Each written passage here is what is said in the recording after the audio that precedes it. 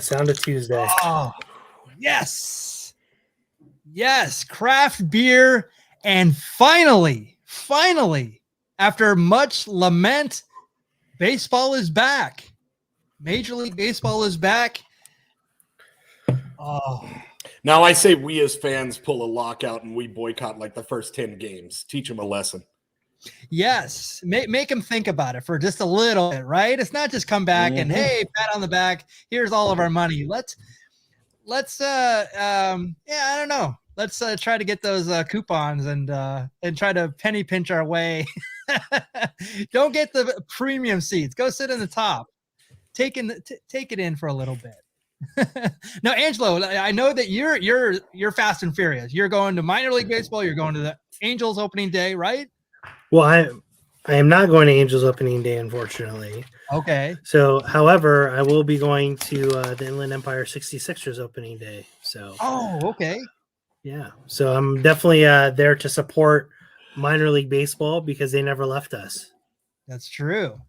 Wow. That's true. They're a casualty in this war for sure. But hey, it's baseball's back. Let's just sit back, enjoy there's been a lot of action in the a lot of people going to different teams, a lot of trades and stuff like that. I can't even keep up with it. But Nope.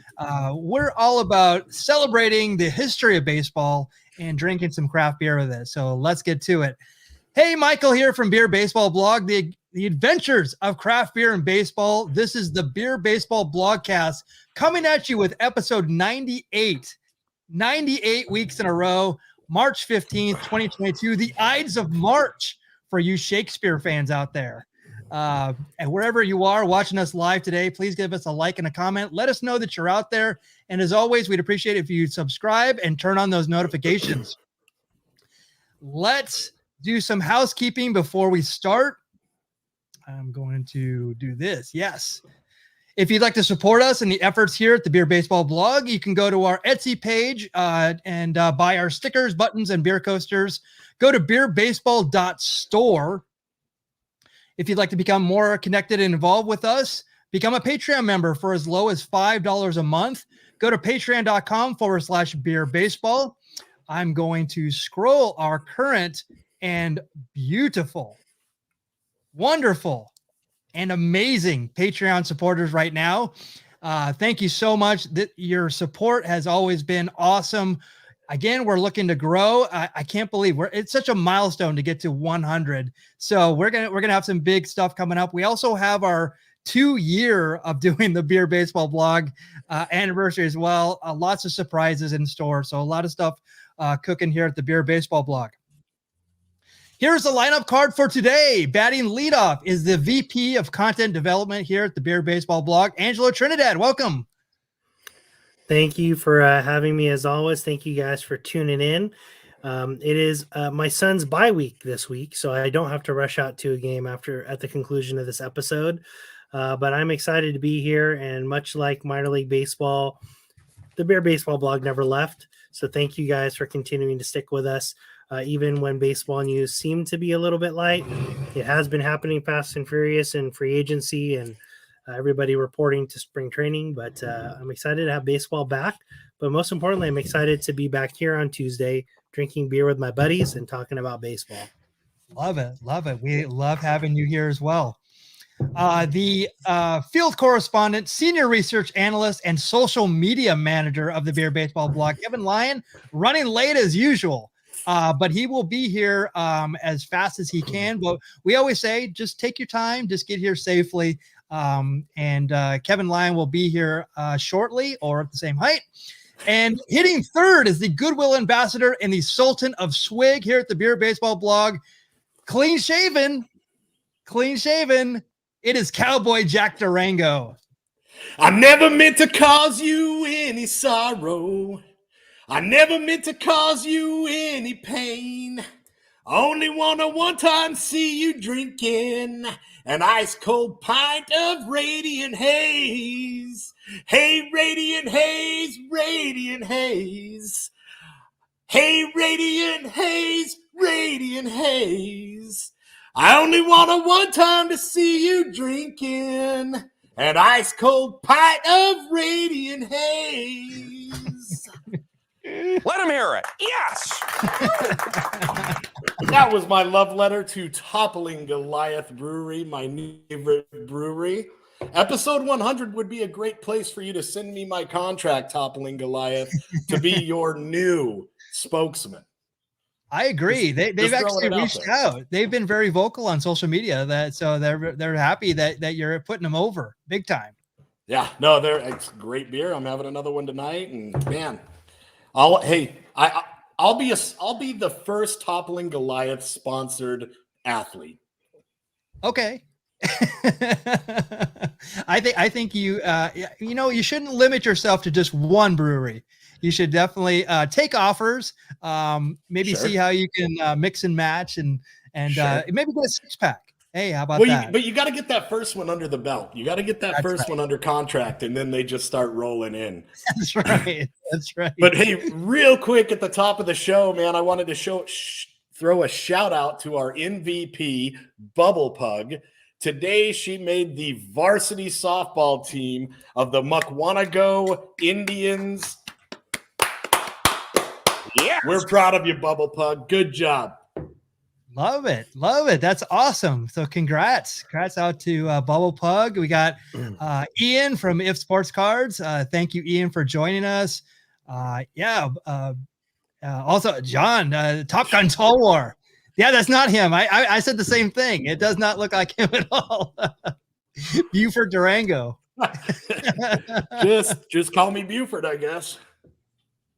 We're not like If Sports Card. We don't have our gear yet.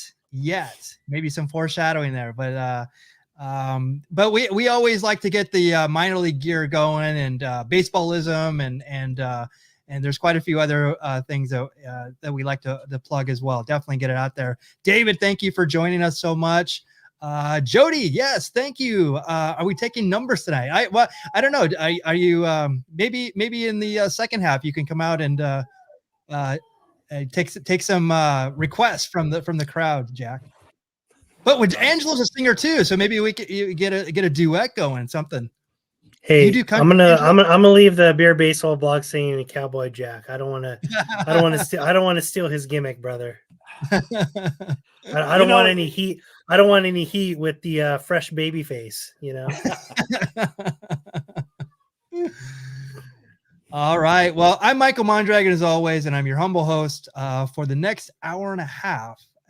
Again, are we technically an hour and a half? We always run an hour and a half, but it's technically it's supposed to be an hour show. But we try to go 15 minutes, and it always goes an hour. Yeah, it definitely. We're really bad at timing. Yeah, it's Kevin's fault.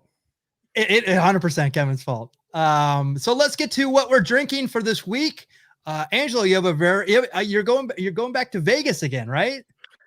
Yeah. So this is from I think one of the last beers I picked up from my Vegas trip a couple weeks ago.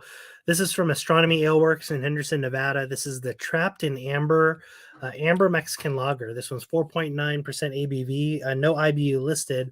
And I mean, you could tell by the look of it. I mean, it's certainly an amber.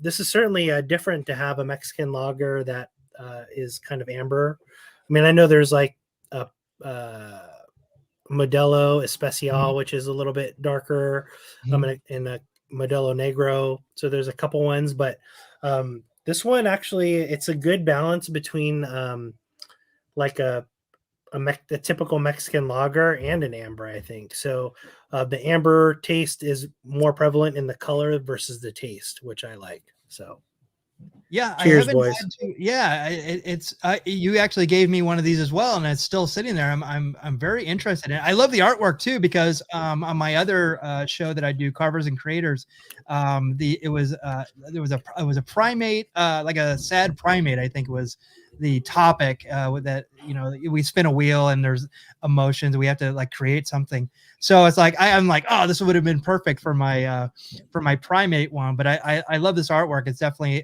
inspiring. And all their artwork is really cool. It's all very similar, because you see there on the logo, the I guess the space monkey is kind of their mascot or whatever. Right. So he's in a lot of the designs. There's one they have. they had a few other beers available. This is the one that was recommended as like, hey, if I come to Astronomy Ale Works, I need to have one beer. Which beer is it? And this is what they recommended. But there was one that caught my attention with the artwork because it's the Space Cowboy, but he's riding a horse and has a cowboy hat over the top of his the space helmet. So right on. Yeah. Right on. And there's a Space Cowboys minor league team. Yes, this Sugarland Space Cowboys. Right. As I recently discovered. And I love their logo. It's great. So I'll have to pick up some of their merch this season. Yeah, John brings up a good question of what's the difference between a Mexican lager and just a lager. I think that that the Mexican lager has more of, I think it's a little bit more bitter than a regular lager, but I don't know if that's the distinguishing characteristic of it that makes it a Mexican lager. But I remember the Modelo, like what is it? Is it the dark lager? It always seemed more bitter to me, but I'm not sure. That's a very good question, actually. So I just looked it up really quickly. Mexican lagers add Munich and crystal malt and flaked corn to lighten the body versus a more traditional approach. Oh, well, there you go. Yeah, so I would assume I don't know how they hybrid the Mexican lager and the amber Mexican lager, but I'm sure very similar. So yeah, and I also seem to think that it's also like has to do with like a food pairing as well. Like a lot of the special, these types of beers also pair well with other food. So again, that may or may not be a factor as well. So because I used to go to a really great Mexican food restaurant here in LA, and they had this really great, I'm not even sure what the beer was, but it was like a house lager, and it went so well with the beer. So, or I'm sorry, with the food. So so I'm not sure of what the distinguishing characteristics is, but it's something we have to dive in a little bit more into. Jack, you obviously, this is not a paid promotion, but you have Toppling Goliath. Tell us more about this one. So tonight it's the Pompeii Mosaic Hopped India Pale Ale. Saw Toppling Goliath, hadn't tried it before, had to grab it. I grabbed a 4-pack on Friday. Said I'm going to have a little taste ski on Friday just to set the palate. Needless to say, I had to go back today to buy more because this beer is top notch. It's got a mango pineapple punch with the hop take, with the hoppiness. And man, this is Toppling Goliath beer, man. You guys just hit home run after home run. Well done. Yeah. Perfect for the Ides of March as well. Yeah, no, it packs like a volcanic flavorful punch. Love it. Yeah, this has been a really good one for you, and it's because you go to that one, the tap room, correct? Yeah, I go see the good brothers at the the Cactus Tap Room in Peoria, Arizona, and they do a lot of Carl Strauss, a lot of Toppling Goliath, and then they have a bunch of really obscure ones. But right now, I'm having this love affair with Toppling Goliath. It's hard to get away from them. Love it. Yeah, Ian says he's had with this one many times. Yeah, so. God. That's great. Yeah, it's widely available. That's also good to know as well. Yeah, no, if it made it to Phoenix, Arizona from beautiful Decorah, Iowa, yeah, definitely. I didn't even know they had roads in Decorah, Iowa. So definitely. All right. So my beer today is the Montegundo IPA. It's a collaboration between El Segundo Brewing Company and Fremont Brewing out of Seattle, Washington. It is 7% ABV. It has Simcoe CTZ, which is Columbus hop, but also Amarillo or Amarillo, depending on how you want to say that. You say tomato, I say tomato. And Strata hops. Strata seems to be like the backbone of like really all the great West Coast IPAs we have. But it says 1,000 miles apart, yet connected by a major interstate. Let me get this young fella in here. What major interstate connects El Segundo and Seattle, Kevin? What? Oh, I'm like, well, I mean, the 5 is in El Segundo. What am I missing here? Interstate Well, I mean, the 5 technically doesn't reach El Segundo, but it's close enough. Oh, God. Well, the 105 does though. The 105 reaches the 5, yes. 105 to the 5, yeah. And you You probably would take the 405 to the 5. Now, anyone outside of California right now is like, why are they saying the in front of the freeways? Yeah. That's such a California thing for sure. It is. You might want to take the 101 and bypass all the traffic, go through. That's a nice drive. That's a nice drive up the coast of California. And you always can stop in like Santa Barbara, Ventura, San Luis Obispo. All those cities, I'm sure, have good breweries. Exactly. So I'm always wondering, when it's a collaboration, is it just made at El Segundo, or is it made at Fremont, or is it made at both? And do they send theirs here and or do they have only that available? Like, I'm very interested about how it works, the logistics of it all, but it doesn't say. But 2 really great breweries. Fremont is one that it has the Disco Wolf. It also has the another I had one called Lush, I think it's called. The Lush IPA is what IPA. that was one I started with Fremont. And so very, very good brewery if you ever see anything by them. El Segundo is obviously a great one that we all like because of the Stone Cold Steve Austin connection. And hey, tomorrow. What's tomorrow? 316. What? What? They're actually it's sold out, but they're actually doing a meet and greet with Stone Cold at the El Segundo Brewery tomorrow. Oh, is that right? Yeah, it's sold out. And I guess afterwards they're having like a 316 party at the brewery. I guess it's supposed to be first come, first serve. So it starts at 4:30. They're not saying if Stone Cold's hanging out for that part, so who knows? But that brewery's pretty small too, so I imagine you can't get a lot of people in there. Well, they also have, of course, right as everything shut down in 2020, we had plans to go out to El Segundo because they have a place, like a pizza place with all the El Segundo brewing beers. And but of course we have to see. I hope it's still around. It sounds great. As far as I know, it is. Yeah, definitely. Actually, let me do this. Kevin, do you have your beer available? Yes, of course I do. Okay, hold on. Because I'll just say first off, you know what, Michael, I got to tell you something. I'm not just back. I'm back in black tonight. All right, Michael. Whoa. You better watch out. Yes, you are. Tell us more about this. It's gonna happen all night. So it's gonna be my giver tonight. So I saw this can and I didn't even know this existed. It's by Cali Craft Brewing. They're out of Walnut Creek, which I believe is the suburbs of the San Francisco area. Yeah, Sacramento. Okay. Yeah, and I just saw. I was like, wow, this is an official one too, and it is independent. The independent logo is on there, and it's called Power Up. Power Up. So there you go. Well, you can see it there. And there's Angus giving some love. It's a juicy IPA, and of course, it's 6.66%. So, all right, you know what? Definitely give me a 4-pack of this at Total Wine. Oh yeah, Kevin. Let me tell you, when you let us know this is what you're drinking, I was really thunderstruck by your you already took one from me. Darn it. Well, it's all right. You know what? This beer's going to shake me all night long, so it's all right. Oh, Jack, you're up. So AC/DC is low-key my favorite band of all time, so I'll pull out some deep cuts throughout the night. Good.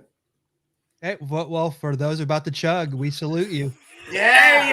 Hey, let's go. Let's do it. All right, Cowboy Jack. I'm going to ask you this question: Bon Scott or Brian Johnson? Bon Scott, 100%. There you go. I love Back in Black, but Bon Scott, man. Bon Scott set the tone of AC/DC. I mean, I have no problem against Brian Johnson. I'm like, yeah, it's all about. No, Brian Johnson's great, but man, Bon knew how to do some dirty deeds dirt cheap. Right.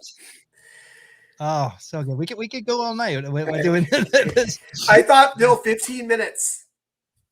It's yes. 15 minutes show. Yeah. We where are we? We're already 4 minutes over time. So. And hey, even I made it 6:15. So there you go. This is gonna be a long one again. Hey, Greg Hall is here. Hey, love it. Yes, my local liquor store is going to have Radiant Haze on Thursday. Look. Right on, very good. Brother. Ian is in. He's now a craft beer fan. We jumped him in and now he's. Well, hey, he has a heck of a brewery that's by him. The Truly Beers have by Top Lane. That's been good. I haven't had that Pompeii, but I've had the Pseudo-Sue and the Radiant Haze. Both really good. Really good. Love it. All right, so let's get to it. All right, now I got to go back because I thought, Kevin, that you would be here later. So it's like I had your slide. I thought so too. And also I'm like, oh, it said 6.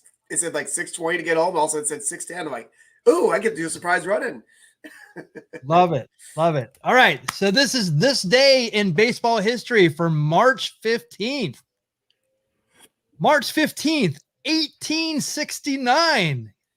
I got it way just in back. time then. You're right in my wheelhouse here, brother. All right, here we go. So this is all news to you, Kevin, but Yeah, let me talk to Cowboy Right, and go ahead. Angelo I'm here. sorry. I'll mute myself. The Cincinnati Red Stockings become the sport's first professional team when the National Association of Baseball Players, of course, the NABBP to you, permits compensated players to participate this season. English-born Harry Wright puts together a 10-man team, all on salary through November, that posts a 57-0 record, marking the only perfect season in professional baseball history. A bunch of ringers, if you ask me personally. Oh, for sure. Come on, 1869. They're gonna go to random town where they're just gonna gather up people. Hey, does anybody know how to play? Like, does anybody know how to pitch? Anybody know how to play baseball? It's like rounders, of course. You know. Get in here. Let's do it. Get in here. Wait. Oh, wait. No, you're in right field. They didn't even do it in 1869. What's the right field? Yeah, exactly. Just go over there to the right. Yeah. No, Go to right field, that proceeds to line- run to left field. Yeah. Yeah, no kidding. Your other right. So good. Anyway, I'm just admiring that. Durango, did you know that the Cincinnati Red Stockings were the first professional team, and who are they today? They're the Cincinnati Reds, if I had to guess, which is my second favorite team. Thank you, Pete Rose.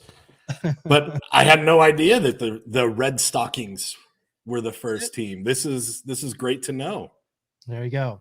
There you go. The more you know, right? Absolutely. No, and it's solid hairstyles, solid beards. This is a good squad. It's a good squad. Definitely. Was there only one guy on that top row without the facial hair? It's like, man. Yeah. And that guy looks like Shawn Michaels. There you go. And interestingly enough, the Reds. I love the poses though. The Reds are the ones without the facial hair. They have a policy about facial hair. Really? Yeah, that you can't have it. So interesting that these guys, they're definitely hippies for their time. Yeah. March 15th, 1945, former minor leaguer Bert Shepard, who had his right leg amputated after the Germans gunned down his fighter plane east of Hamburg on the 34th mission as a WW2, well, that's World War II to you guys, P-38 fighter pilot, begins a successful tryout with the Washington Senators. Although the Southpaw will only pitch in one game for Washington, the retired Army Air Force pilot will hurl an impressive 5 1/3 innings of one-hit ball against the Boston Red Sox in August, striking out the first batter he faces, giving up just 3 hits. Pretty impressive. Yeah, man, I just want to see him go up to plate and then pull a Zach Gallen and pop the leg off and bat with the gimmick leg, dude. Yeah. Gimmick leg. Oh, that's awesome. Brother. And there's a story that I'm going to be talking about later that it's if you know the what's it, Butcher Vachon story. No, Mad Dog. Mad Dog Vachon, right? Vachon, yeah. Where they took off his leg and beat somebody with it. Oh, wrestling, you know, only in wrestling. highbrow, Very highbrow entertainment. But if there's a story that we're going to talk about later that actually 2 stories that could have happened if if Bert Shepard was a was a part of it. So foreshadowing over there. It's Amputee Tuesday. Who knew?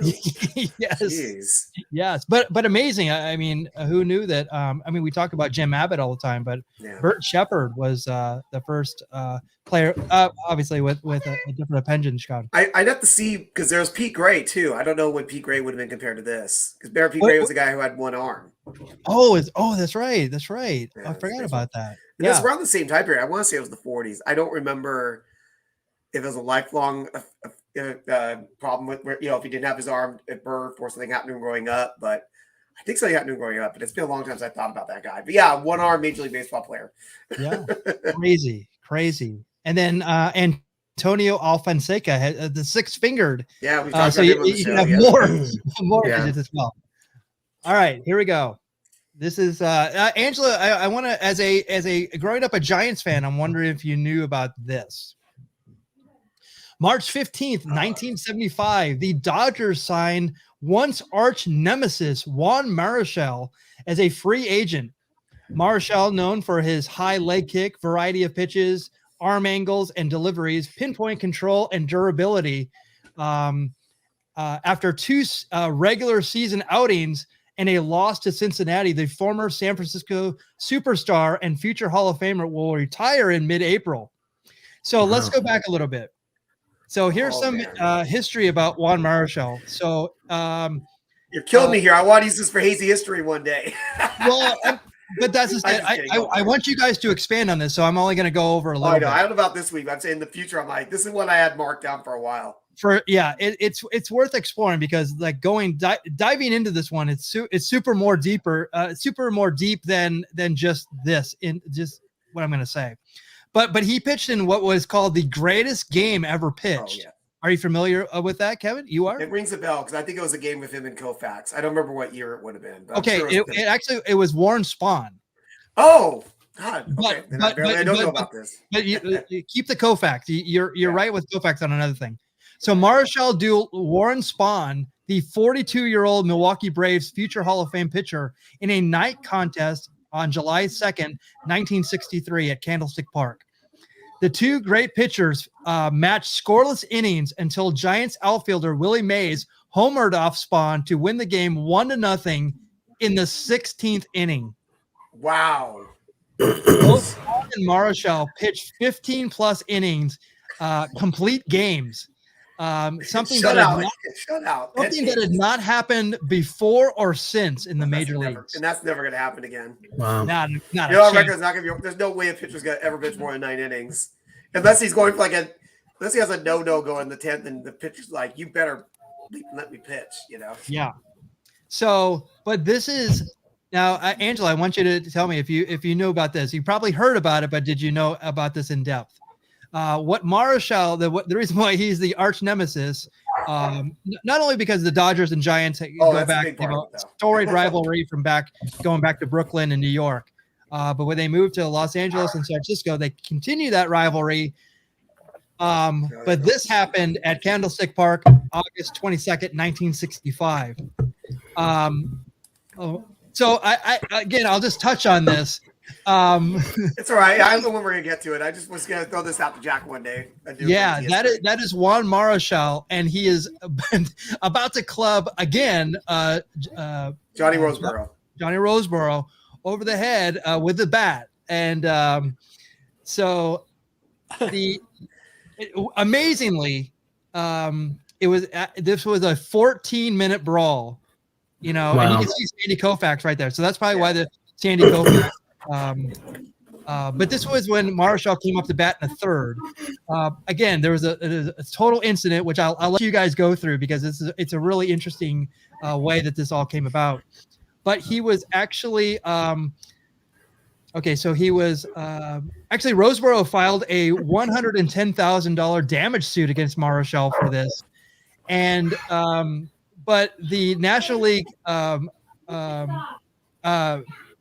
actually fined him $1,750, and he missed 8 games.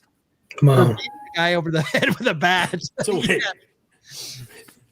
2 things. Don't do that again. Don't do that again. $1,750 to hit a dude with a baseball bat. Now, Cowboy Jack, get your inflation calculator. I know you have it handy. This is 1965. Am I correct? 1965. So how much would 1750 be in today's money? Probably around 5K. Give me the year again. 1965. 1750. That would be in today's dollars. Come on now. 1965. We want to take bets. I said 5. I think that's probably too high, though. Whew. Whoa. That would be the equivalent of $15,762. Oh, wow. Yeah. So Nothing. that's about 1 or 2 pitches from Max Scherzer this year. Exactly. You know what, though, Michael? Money talks. Oh, yeah. Angelo, were you aware of this huge rivalry? I wasn't aware of the brawl. No, I appreciate that one. that's crazy. Even just the fact that this photo exists. Yes. Yes. is I've crazy. never seen this photo. I've never seen this one. I've seen one from the other angle where you see his face as he's like coming up on him. That's the one I've seen the most. Okay. You know. I can't believe that Juan Marichal had a background in law enforcement. So I'm gonna actually gonna solo myself real quick. This picture was actually taken by a guy named Neil Leifer, and I have this really amazing book by him, and he takes all these amazing photos back in the 50s and 60s, and so that is his photography right there. And there's another guy that does a Dodger photography right now called John Suhu, who is really great. And so Neil Leifer, of course, would get this amazing shot. He also I think he shot the one when Sandy Koufax was had his no hitter. Yeah. And with that, it has a scoreboard in it and everything. And it's beautiful. So, but yeah, this was huge. And now let me go back to this. Let me overstate this. You ready?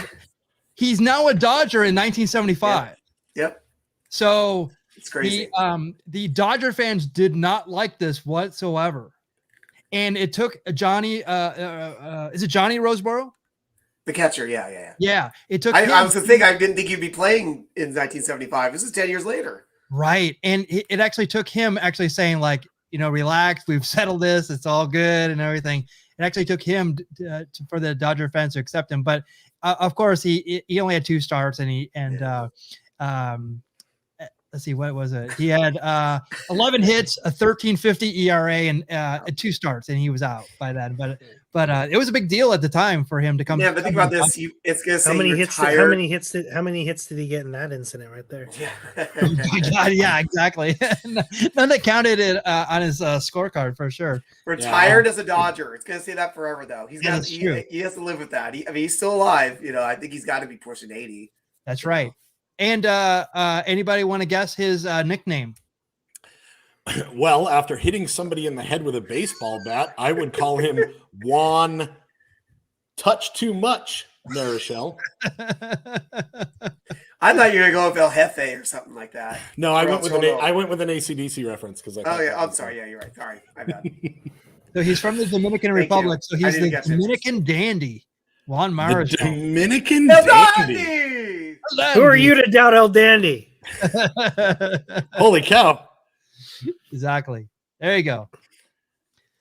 All right. So March 15th, 1977, in a 9-player spring training swap with Pittsburgh, the A's send Phil Gardner, Chris Batten, and Tommy Helms to the Pirates for Tony Armas, Mitchell Page, and 4 pitchers, including George Doc Medich and Dave Giusti. Okay, now I want you to know, in my head, this is what 1977 looks like. This picture right here, every bit of it. I have to ask Michael. Yeah. Who got cut out of this? Who got cut out of your photo here? Okay. Who got cut out? So, Pittsburgh acquisition of Phil Gardner, the key player in this deal, will move a very disappointed Bill Robinson in the lower right-hand corner back into a utility role after he worked all winter to get ready to be the team's everyday third baseman. There you go. So, but I wanted to get this is the 70s right here, the late 70s, everything. I'm surprised there's not more facial hair. But Phil Gardner was, when he was with the Pirates, man, he almost had like the walrus stash going. You know what, Jack? You know what Phil Gardner did to that guy? You know where he sent him? Where? The highway to hell. Oh. Oh, Kevin. It's too easy sometimes. The jokes write themselves. Oh, here's a fun one. And talking about nicknames, I wasn't even aware that a lot of what I'm going to talk about now, he was so involved with. March 15th, 1999, the Yankees named Don Zimmer as the club's interim manager while Joe Torre receives prostate cancer treatments. The team's bench coach compiled an 885 and 858. Oh my gosh, so many eights. 885, 858. So he actually had an over 500 record during his managerial stints with San Diego, Boston, Texas, and Chicago. Zimmer, nicknamed Zim, Gerbil, and sometimes Popeye because of his facial resemblance to the cartoon character. Okay. He also has like two Mexican nicknames because he played in Cuba and Mexico and Puerto Rico. I thought it was good because of Pedro Martinez calling him La Piñata. Well, you're skipping ahead, but dang, sorry, you're skipping ahead. But no, it's okay. But in 1999, later that year, Zimmer was hit sharply with a foul ball batted by Yankee second baseman Chuck Knobloch. This led to the installation of railed fencing in front of the dugouts of Yankee Stadium and eventually became a commonplace in all ballparks. So after this happened, they gave him like this army helmet. All right. You know what's sad about that? Chuck knocked his block off. Yes, he did. He did. But get this. So this is not the first time that Zimmer was hit by a foul ball. During a minor league game on July 7th, 1953, Zimmer was struck in the head by a pitch from Jim Kirk and lost consciousness. He developed blood clots on his brain that required 2 operations. Gosh. He woke up 2 weeks later thinking that it was the day after the game the incident took place. This eventually led Major League Baseball to adopting mandatory batting helmets as a safety measure by the players when at bat. So I wasn't even aware that he was instrumental in all of this. Man, somebody had it out for him, man. Like, hey, brother, God's trying to tell you something, dude. Like, definitely. Well, talk about thunderstruck. But luckily. Sorry. I'm laughing at elder abuse. You know, as a senior citizen, an elderly man, I should not be laughing at this. I'll laugh at it, dude. It was so funny. I just watched this on Sunday morning like 5 times, dude. It's so funny. It's like when Tommy Lasorda, like when he was coaching third and he fell backwards. It's Zimmer was involved in a brawl with Pedro Martinez in the 2003 American League Championship Series when he ran at Martinez and Martinez threw him to the ground. Zimmer accepted responsibility for the altercation and was apologetic to his family and the Yankees organization. But he maintained that Martinez was one of the most unprofessional players he had ever known. I kind of think if you run and attack someone on a baseball field, that's kind of unprofessional, but maybe I'm old-fashioned. Yeah, maybe. Yeah. No, that guy's the one. Yeah, no, the octogenarian running out to try to fight an athlete in his prime. Yeah, you're fine, dude. See, this is where you need to say touch too much. You know what I mean? Yes. There's a lot of touch too much right there. A touch much, baby. A touch much. Yeah, there's so much good stuff. I said we celebrate all the craziness of baseball. And this is definitely one of them. Pedro Martinez saw Zim coming at him, and he said, "If you want blood, you got it." Thank you. I couldn't Hey, think of red anything equals for this. green, Like, I gotta brother. think of something. Yep. And I also like the picture of the guys in the back who are running in from the bullpen, She's who like- seem to be making like a severe left-hander because this guy's being beat up. I'm You like, know, wait a minute, 40 years younger. it's gonna turn into a gang beating, you know? Are they gonna help? Even though Don Zimmer was a former Boston Red Sox manager. That's right. You know his most famous moment as a Red Sox manager, right? Was it the Bucky yes, Sleeping yes. Dent. Yep. I was gonna say, is that game 7 or game 6? No, it was actually a play. It was like a tiebreaker game for the AL East Championship in '78. Gotcha. 78. That's right. Yeah. Okay. So 1978, let's go ahead 30 years to March 15th, 2008, in front of 12,224 fans, a near sellout in the new Olympic venue in Beijing. This does not look like the new Olympic stadium in Beijing. This looks like a makeshift stadium, to say the I least. thought this was a minor league game, not Angel Stadium, Jack. I mean an actual minor league stadium, The Dodgers and the Padres played a 3-3 tie in the first major league game ever played in mainland China. Get this, though.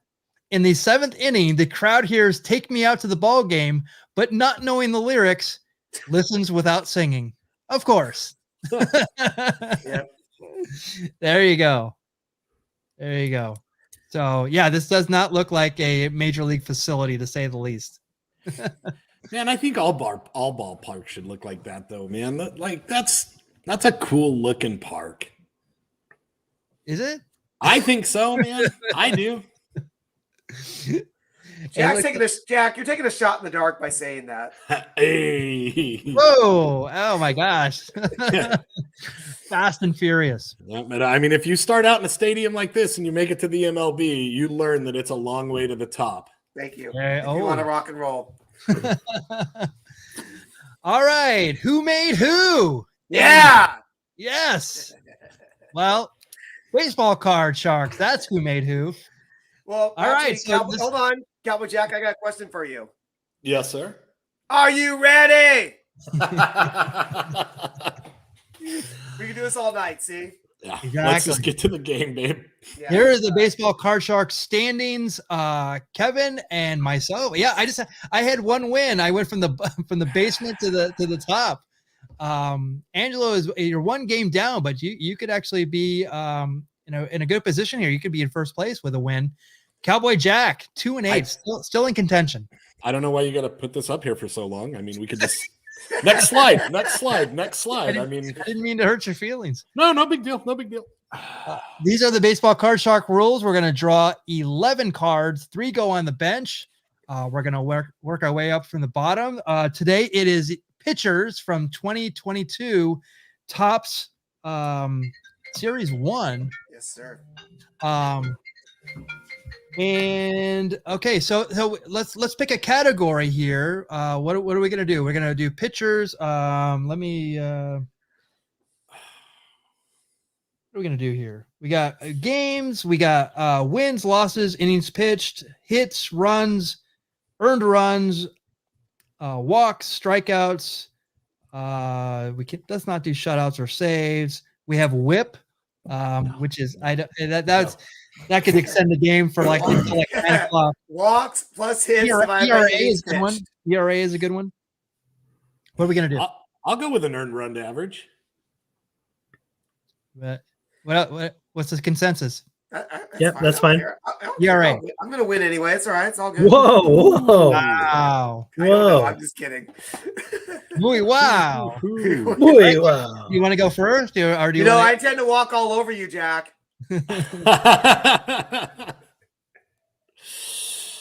Oh, Kevin. All right, who wants to go first? Sorry.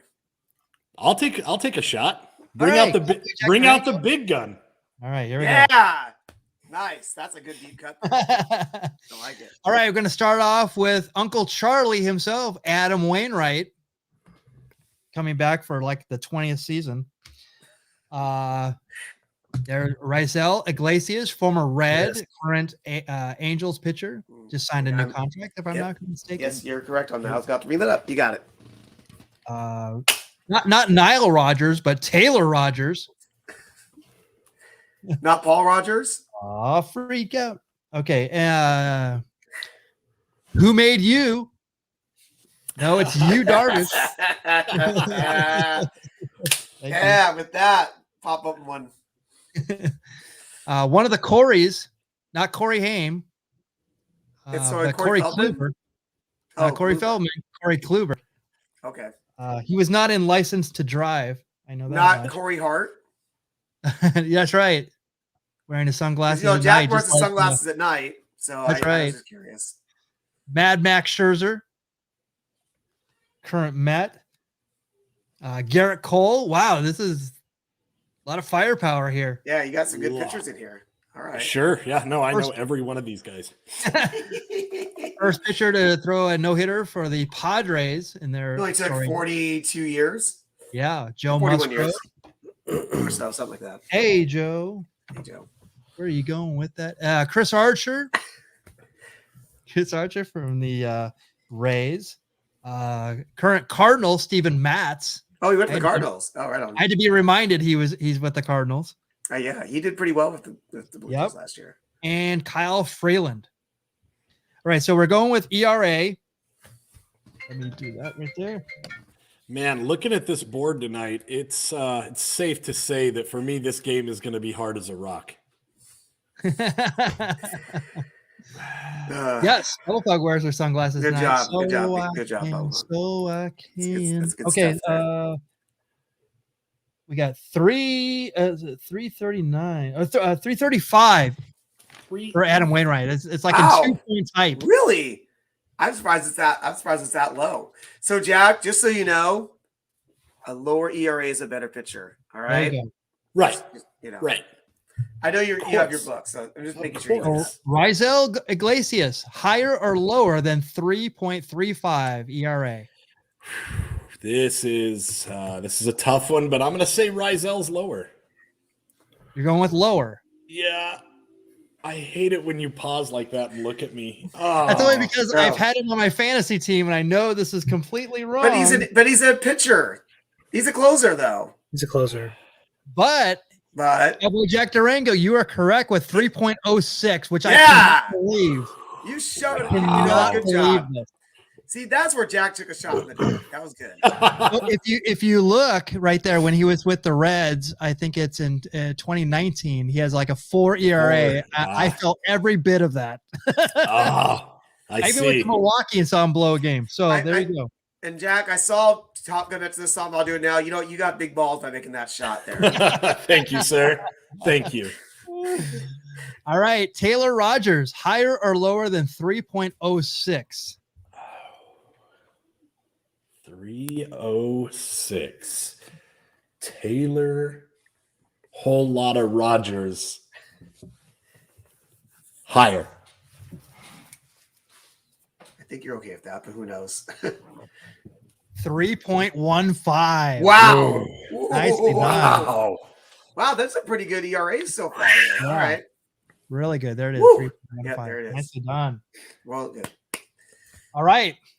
Veteran here. Actually, it's hard to believe that he's a veteran, but yeah, I remember seeing him pitch in 2006 for Japan during like the World Baseball Classic. Mhm. Yeah, but Yeah. he's been around for a while. So you Darvish.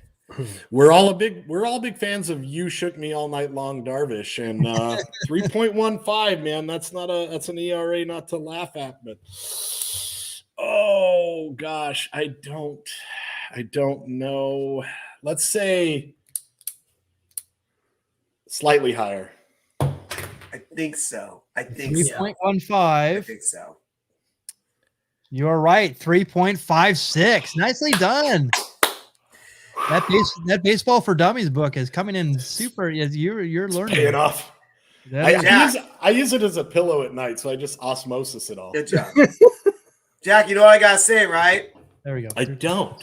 The dynamite TNT right now. Come on. Man, I didn't know you had such a good AC/DC voice. I like Watch it. you explode. I can do that, Right. and I can do Lemmy. That's all I can do for singing. I got Lemmy and that apparently. Just yelling because I'm good at yelling. Corey Kluber, 3.56 is the number to beat or go under. You know what? We're gonna go higher. Higher than 3.56. Yeah, I got a feeling that Corey Kluber was a notorious underachiever, so we're gonna go a little higher. Right.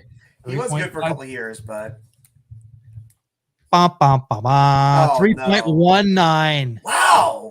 Yeah, he was actually really good for But the. he's had a couple rough. Well, that's Indians. right. He got hurt in Cleveland, and he underachieved with the Yankees. Yeah, 3.19. I'm sorry, Jack.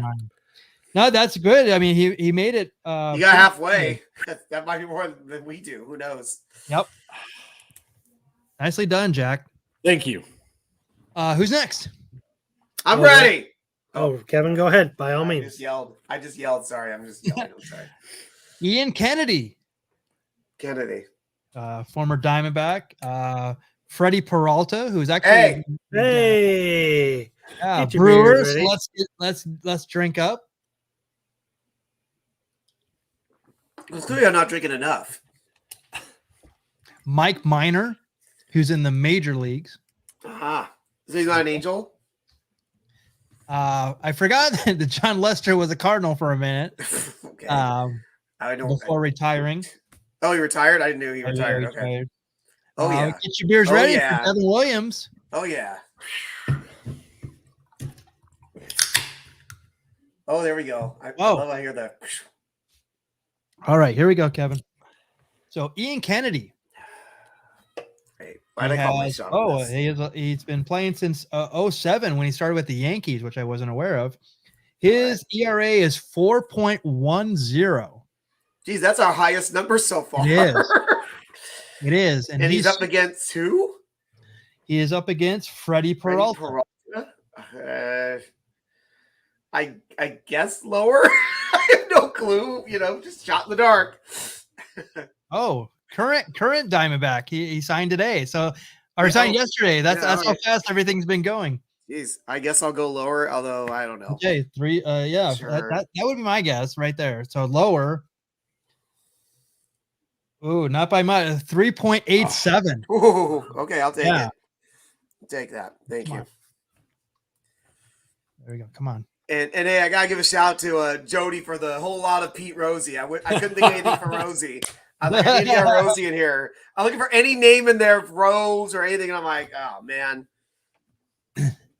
Yeah, when we do poison, every rose has its thorn, right? Every Pete Rose or the rose from Barbara Streisand. Okay, enough of that. Enough. No, Right, having a good time. It's all right. What do I got here? Mike Minor, higher or lower than 3.87?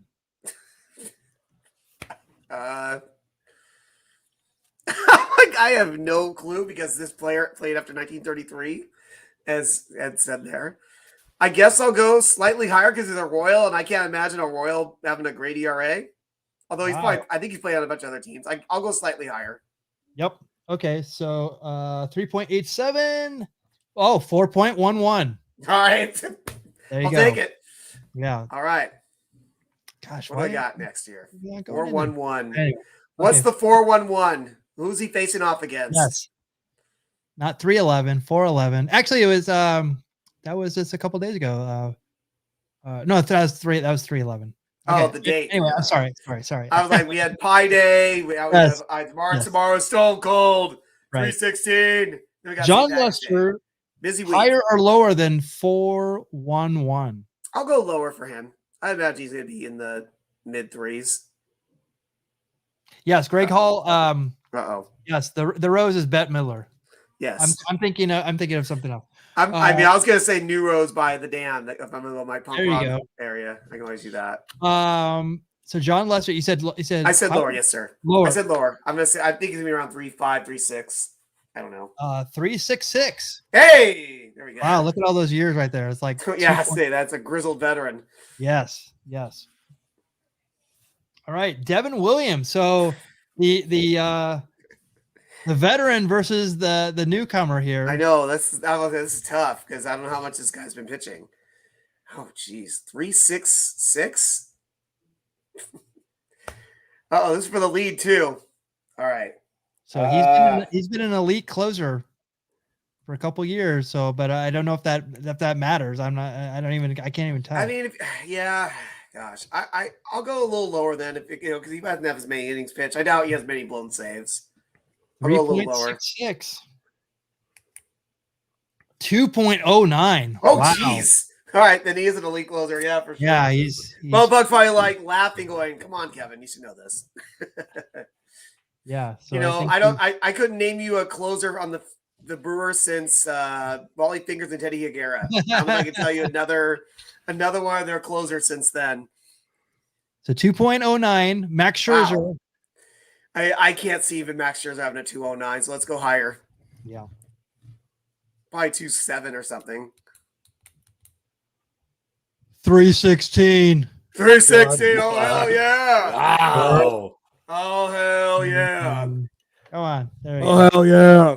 Hell yeah. 316. That means you take a drink of your goddamn beer. Sorry. There you go. Whoa. Oh, this is an interesting one right here. Garrett Cole. Oh, yeah. This is the one I was eyeing from. I'm like, oh, this is going to be tough. 316. 316. Oh, my goodness.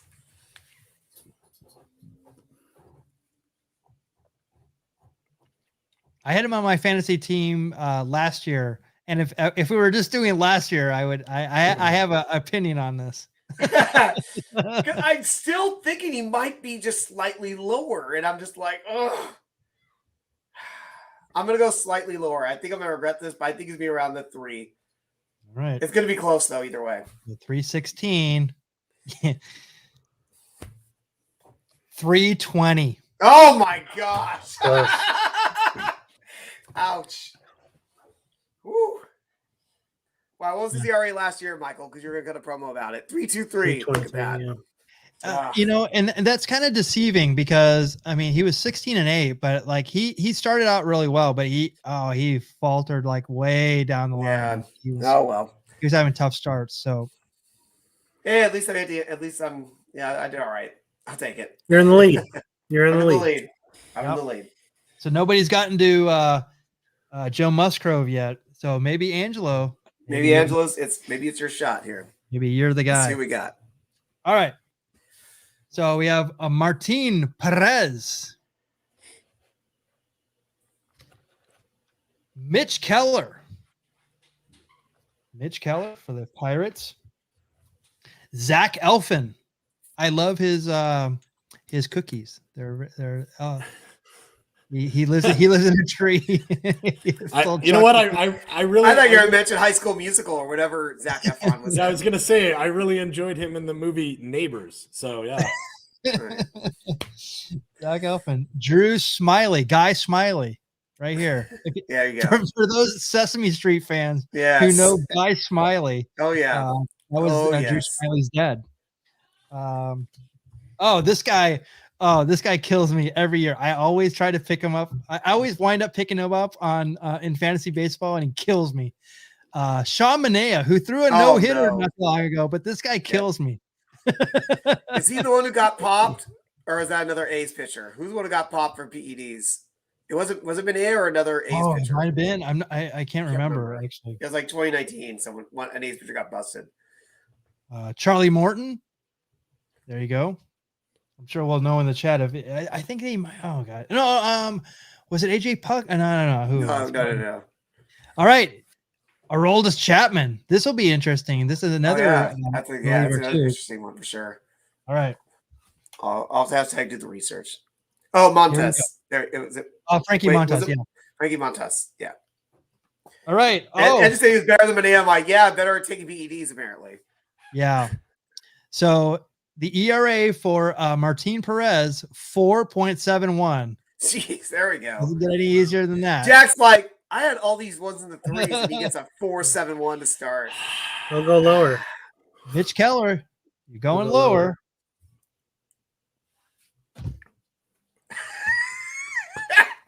Oh no. 6.02. Oh no. Wow. How do you have a 6 ERA? Where's your buzzer? For real. Oh my How does god. he have a 6 ERA? Wow. I know. Look at all that years he played. Like, gosh, what happened to him? Oh my But gosh. look. You may not have noticed this. What? He plays for Pittsburgh. Oh, there you go.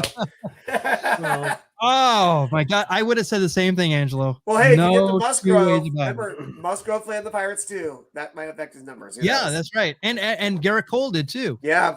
Well, believe me, I know when I looked at the back of that card, I'm like, what's that 4 ERA that 1 year? Oh yeah, when he was on the Pirates. Oh my god. So I get Framber Valdez. See if I can do this. And Hyunjin Ryu, who I think just did he resign with the Oh gosh, yeah, I it's know- hard to catch up with I think anything. he might have resigned, but I know Kikuchi. You say Kikuchi went to the Yeah, Leafs that's as well. right. That's That's right. why you were thinking of. So Framber Valdez, his ERA is 3.74. Now, hey, can I say, Mike, it's time for Jack. You know what? You know what I'm going to say, aren't you? It's a long way to the top. If you want to rock and roll and beat me, Michael Mondragon. That's it. It's true. So 3.74. I know why this thing is not. There you go. 3.74. Hyunjin Ryu, I will say, as a lower, only because Framber Valdez, although Framber's really good ERA as well. Yeah. Only because Ryu's been around longer. Mhm. I'll say he has lower. I think it's still lower, yeah. Yeah. Yeah, I forgot. Rue did sign a long-term deal, and I was hoping the Angels were going to go after him. 3.20. Nice. Very good. There you go. So there you go. Zach Elfin. Jeez, did you guys hear an explosion just go off in my street? Jeez. I just heard this boom. I'm like, oh gosh. No, yeah. Well, I mean, it's about time we let everybody know that Kevin Lyon is joining us from the Ukraine. So That's why I'm late every week. All right. It's from the mean streets of OC, right there. They're taking over. Okay, so Zach Elfin. What was that number again? 3.20. I'm only gonna go higher because it's like I can't imagine that but wow, this is tough. I'm gonna go higher. I mean, I would too. So Yeah. Ooh, 4.55. Sorry, you should have said lower. Yeah. 4.5. wow. Drew Smiley. This is a tough one too. But obviously it has to be lower than 4.55. You gotta remember, 4.5 means he's giving up a run every other inning. All right. Yeah. Right. Exactly. Think of it like that. I will definitely say lower than 4.55. Oh, 4.18. Wow. I didn't think Not he'd be much. that high. Whoa. How much? All right. So Sean Manaea, I will definitely say, oh God, although if he kills me again, this will be Poetic justice, right? Yeah. poetic, Justice. I actually watched him against the Orioles in Oakland Coliseum, and I'm just like, I have Did he so much laugh at faith you in- because you were the only person there? That's true. That's true. They were actually booing Manny Machado. He was playing for the Orioles back then. And we couldn't figure out why but it was when Josh Donaldson threw the bat at him or something. Or no, he threw the bat at Josh Donaldson. Oh, that was a long time ago. That's a deep cut. Yeah. Okay. So the number is It's like 4.18. 4.18. I'll say lower, but I it's think only you're because okay. I just hope that it's lower. I think you're okay. I would think, but I don't know. 3.86. There you go. So yeah, see, I can see why you're concerned. I was like, I think he's under 4. This is yeah. I gotta think Charlie Morton is more sought out than Manaea. Yeah. So I'm gonna go lower, but I don't feel good about this one either. I know this is gonna be close. I'm thinking 3.75, but we'll see. Yeah, I'm gonna go lower. And I am completely wrong. 4. He has a 4 ERA. Wow. Called my shot, Cowboy Jack. You did it, babe. You did it. Called my shot. Look at all those years, and with the Pirates. I forgot about he was a pirate. Pirates. That's Damn right. it. He was a pirate. Yep, that's right. F. Heck yeah. You know what I'm gonna do, Jack? I'm gonna go ring some hell's bells to celebrate. There he is. Oh, there you go. Perfect. All right. Let's get to it. The final segment of tonight. Please do not Google this. Let's know your baseball knowledge. We're going to test your baseball knowledge. Since this is episode 98, we're going to go back to 1998. Yeah, and we're whoa, gonna ask whoa, whoa, you whoa, this. whoa, whoa! What about? Why are you being unfair to me? Why can't you have 1898 baseball questions? That's not Actually, I very fair. should have. That would actually have been good. But actually, they didn't have what I'm going to ask right here in All right, 1898. Fine. Who is the 1998 American League most valuable player? Is it Oh, you're gonna Derek Jeter? Is it Juan Gonzalez? Is it Nomar Garcia Parra? Or is it Ken Griffey Jr.?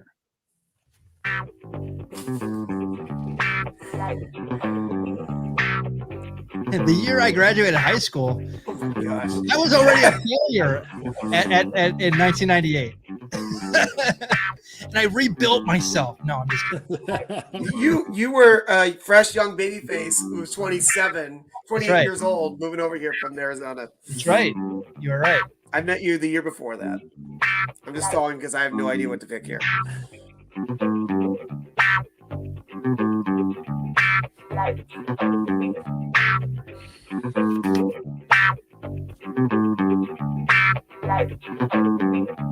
What are we thinking, everyone? Yeah, please sound off. So it looks like the popular answer in the chat is Juan. So I will go with That's what I was Juan. thinking too. There you go. Greg Hall says, Ken Griffey, give me Griffey. It's not Griffey, Greg. I know that for sure. That was my first. I'm like, I didn't think. I was like, my only thing was Juan too. I was thinking Juan, number two. I don't mean I need to take a two. I mean number two, Juan gone. There you go. There's our Yankee fan right there. There you go. Who you got, Jack? Nomar. Oh, you're going against your son. I am.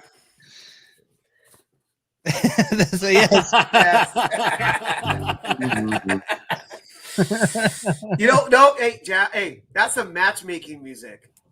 That's matchmaking music. I'm sorry, I couldn't say that properly, but you know what I mean. Yeah, Greg All going these with tongue twisters. Griffey or Juan. Who did you go with, Kevin? I said one. Number two. I said Well, number two. You are correct, sir. Of course I am. It is Juan Gonzalez. Man, like he is forgotten in baseball, right? yeah. Like he was humongous during this time. Well, he got lost in the shadows. You know, he probably only hit a mere 50 home runs that year. He actually had 45. He had 157 RBIs, Oh my gosh. 193 hits, and a 318 average. Wow, because he was not really a hit for average guys, I recall, you know, but wow. Jeez. Yep. Nomar was second, 195 hits, 35 home runs. Another guy who's kind of like forgotten how great he was at the time. 323 average for Nomar. Derek Jeter, 324, but only a piddly 19 home runs and 84 RBIs. Yeah, no kidding. And then Griffey and Mo Vaughn were actually tied for fourth. And Mo Vaughn had a 337 average. Didn't he come over to the Angels right after this? I don't know what you're talking about. I'm sorry. I don't mean to bring up. I blocked that out. I don't mean to bring over bad Angel signings. I'm sorry. You know, that was the first one of a good string of let's spend a bunch of money on somebody and then just it didn't work out. So Yeah. So interestingly enough, the Rangers were 88 and 74. The Anaheim Angels at that time were 85 and 87. I'm sorry, 85 and 77. Yeah. So 3 games back. You know what I like too? You see us in that photo. Who I don't know if he got. Did he get dissed on the high five, or did he already give him the high five? His hand's still up. he might have. He might be. Did Juan gone just totally diss on Will to throw Clark? That's right. I mean, Yes. that just happened. Clark's high five in the ump in the background. He's like, "Hey, Oh, Blue, okay. good The job." ump's not putting his hand up, so the ump is. Yeah, the ump's denying ump's a kayfaber like you. Okay. Yeah, and Thank you. I think that Will Clark. I think he went to the Orioles after this, and then the Cardinals. So like, he had a last hurrah with 2 bird teams. All right, so let's go to the National League now. Who is the National League most valuable player for 1998? Your choices are Mark McGwire, Moises Alou, Greg Vaughn, or Sammy Sosa. Give me the question one more time. Who is the 1998 National League most valuable player?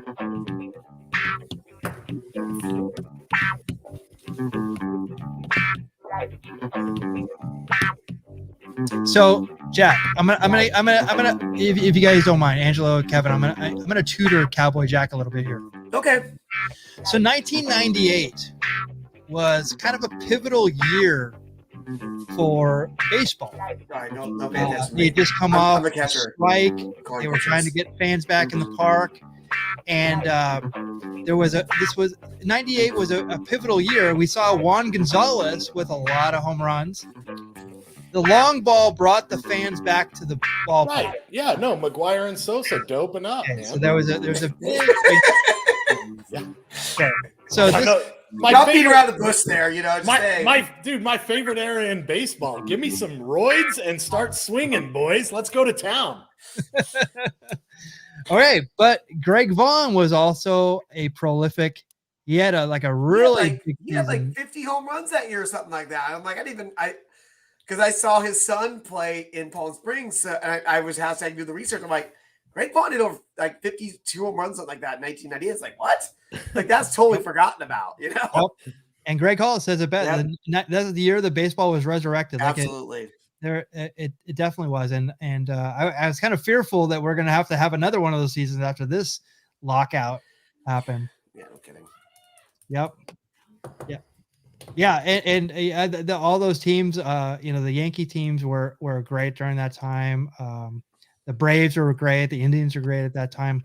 But Angelo, let me go with what you got here. Oh, Slant four. and Sammy. Slant. Good.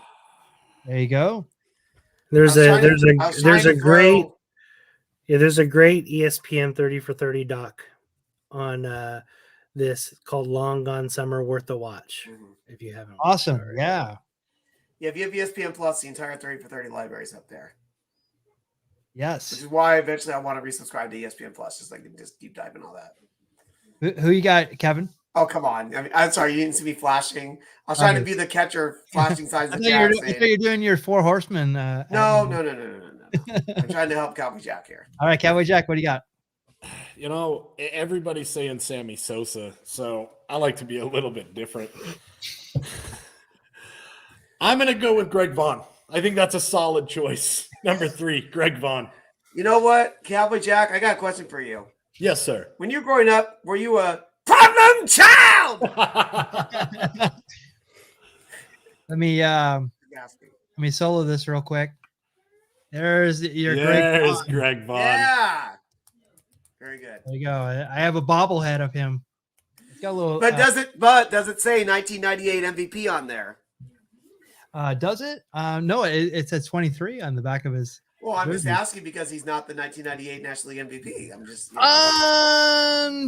Unfortunately for everybody, Sammy Sosa. Sammy Sosa with 100. Wait, that's not Sammy Sosa. That is not. This is yeah. It's much like Cowboy Jack. He definitely changed his appearance these days. But this is what the former Sammy Sosa looked Oh, like. okay. Sorry. 198 hits, 66 home runs, 158 RBIs, a 308 average. Now, McGwire had a great season, 152 hits, 70 home runs, as we all know, 147 RBIs, a 299 average. Unfortunately, the Cardinals were terrible that year. Yep. And the Cubs actually went to the NL Division Series where they were swept by the Braves 3-0. And the Padres actually, the reason why Greg Vaughn was in there because the Padres went to the World Series that year against the against the Yankees, and the Yankees swept them 4-0. Really, that's obviously that's the last time Padres been to the World Series, right? And only the second time. Yes. I think. Yes. Yeah. 84 and 98. So yeah. Yeah. So, well, I'm gonna ask you real quick. Who is the NL Cy Young and NL Rookie of the Year? Oh, this, Any guesses? I want Jack to guess just so I can hear the buzzer. Oh, 1998, correct? Yes. 28. A-Rod. I don't like that noise, dude. I don't like it. All right, can I take a crack at it just for the heck of it? How Sure. about your 1998 Cy Young Award? I'm sorry, 1998 National League Cy Young Award winner. I'm gonna go with Trevor Hoffman since you said the Padres won the World Series. That's a great guess, but I got Angelo, any guess? Chicks dig the long ball. but we're talking about pitchers. NL Cy Young, Oh, chicks dig the long ball. Who was in that commercial? that's a gimmick. Oh, Willie Mays Hayes, dude. Don't leave home without him. Oh, Tom Glavine. So Maddox and Glavine were in that. That's commercial. right. And So the now- Rookie of the Year hold was on. Kerry Wood. Now your other question. I was Oh, actually gonna. I should have just said that because that's who I thought it was. I was waiting for you to throw that at us. I would have known that. So Oh, there you okay. Well, if you can tell me the American League Rookie of the Year and AL Cy Young that year in '98. 1998, huh? Oh.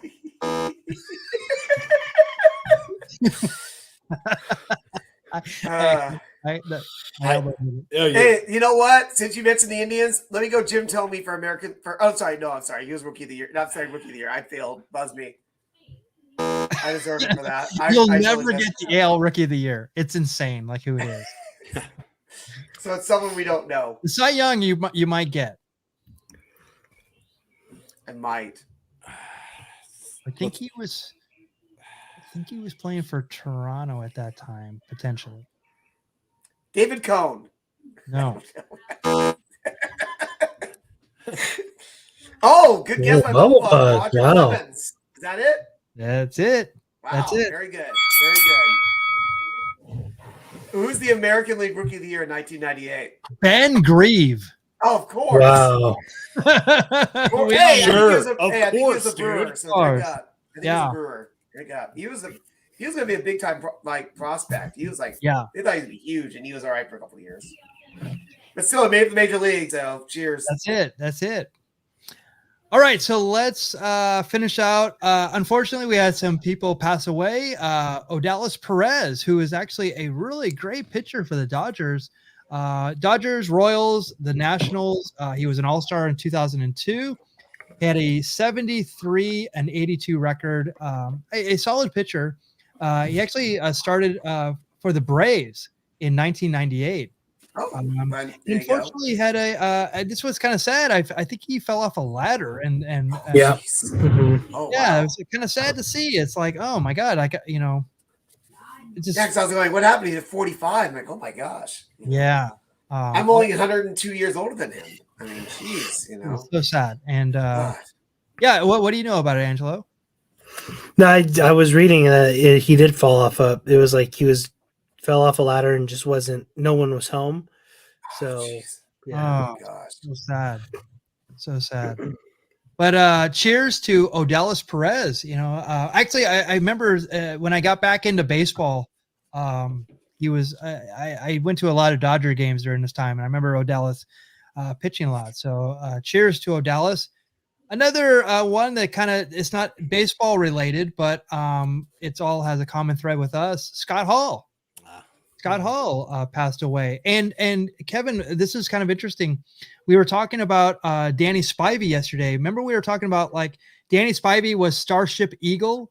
Yes, and he's Starship Coyote. Yep. He's a American Starship Coyote. Not like his first wrestling kid. Yeah, It's as terrible as it sounds. it is. And I remember seeing him in WCW.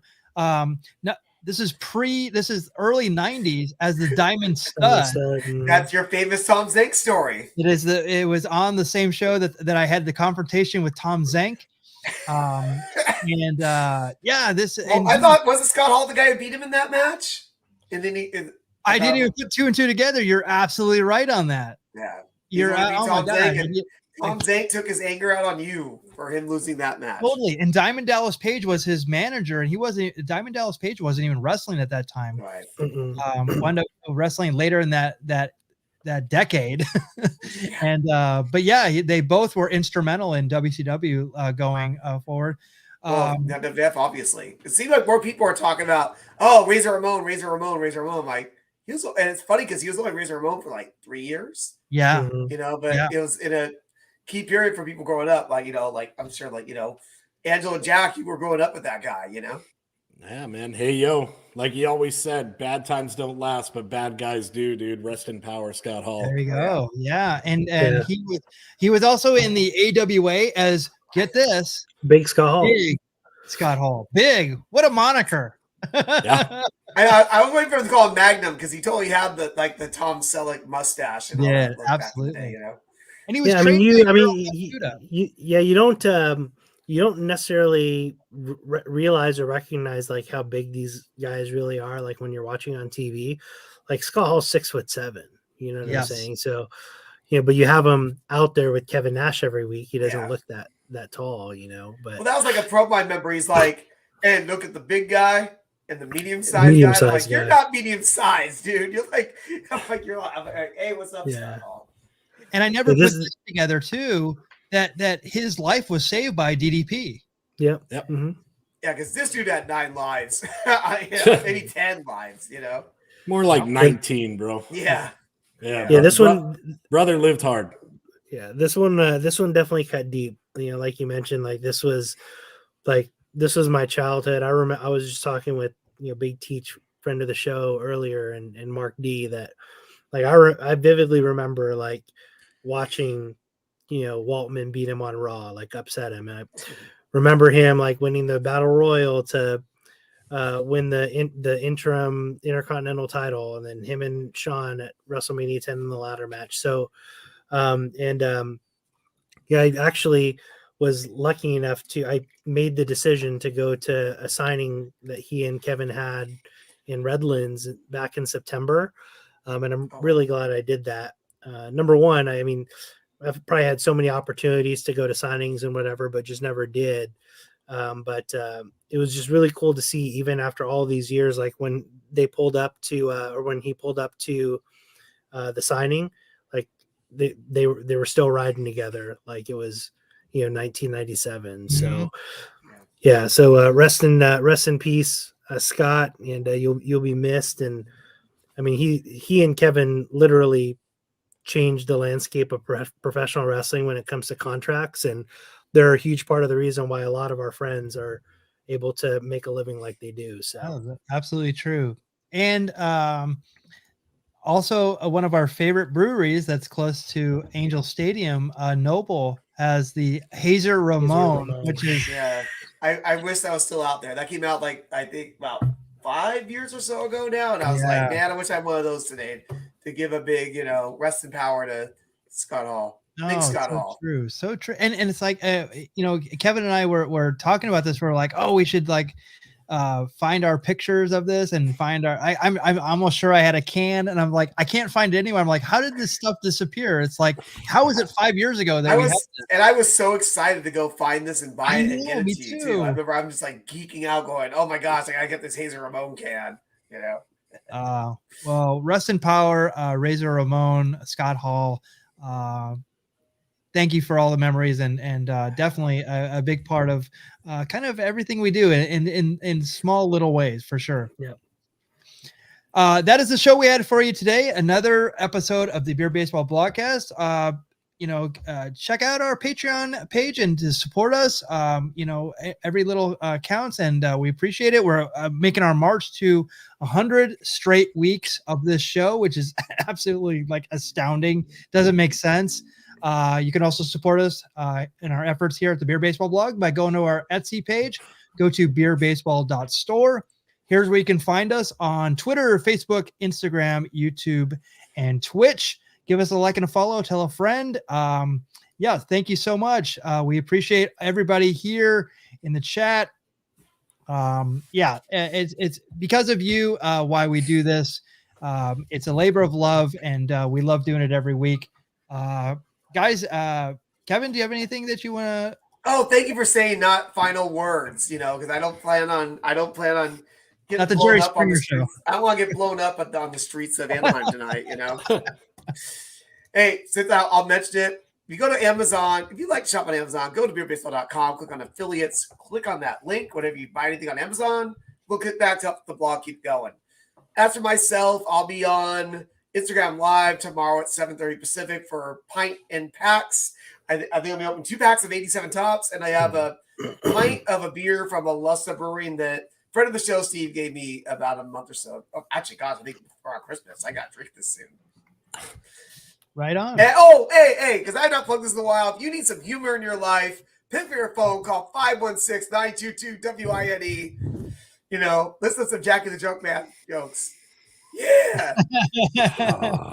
You can never have enough Jackie in your life. You know what? I wish I had a whole lot of Rosie in my life. You know what I mean? I had to get that whole lot of Rosie at the end.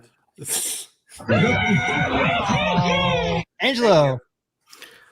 Again, thank you guys for tuning in. Episode 98. I mean, like Michael said, hard to believe that we're creeping up on 100 episodes. So thank you guys for supporting.